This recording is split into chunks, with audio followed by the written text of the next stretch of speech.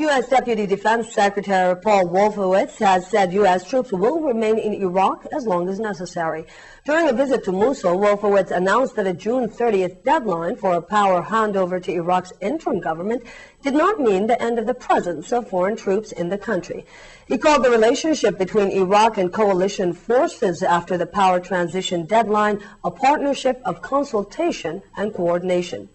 But with about 150,000 foreign soldiers in the country, many are questioning how much control the Iraqi government will actually have over troops. Our relationship after July 1st with the new government of Iraq will be one of partnership. We approach the security issues from a common perspective with common objectives, and we will be consulting, coordinating between the coalition forces, what will now be called the multinational force Iraq, and the new government of Iraq on a daily basis.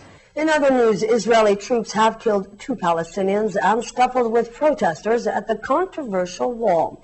The 2 Palestinians were killed in the West Bank of Jenin in an Israeli incursion. The Israeli army also raided West Bank and Gaza cities, arresting scores of Palestinians and demolishing several homes.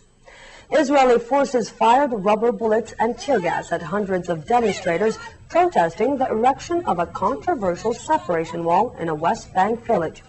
Israeli bulldozers began digging around the northern village of Skaka to construct a wall composed of cement and wires. Hundreds of villagers along the Israeli peace activists held a sit-in at the construction site, which soon became violent. Israeli troops fired rubber bullets and tear gas to disperse the crowd who attempted to prevent the bulldozers from digging up in the village. Demonstrations against the wall have gained momentum in recent weeks as Israel pushed ahead with construction along its planned route.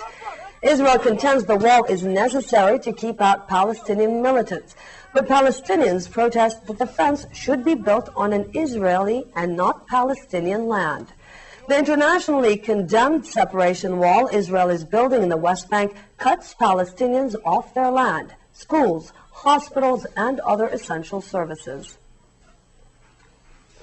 Palestinian Prime Minister Ahmed Al-Qurayah was in Cairo drumming up support for an Egyptian initiative on the Israeli pull-out from Gaza. In a joint press conference with the Arab League Secretary General Ahmed Musa, Qurayah called on the U.S. to fully back the initiative and asked Israel to guarantee its success.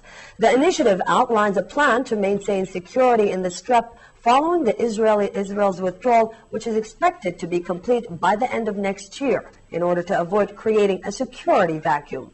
Qurayah also met with the political advisor of Egyptian President Hosni Mubarak, Oussam al-Baz, and was scheduled to meet with the head of the Egyptian intelligence service, Omar Suleiman.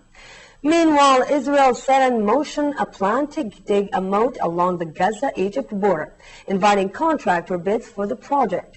The Defense Ministry published the bid notice 11 days after the cabinet approved in principle a Gaza withdrawal plan under which Israel would keep a narrow corridor on the Egyptian frontier pending possible security arrangements with Cairo.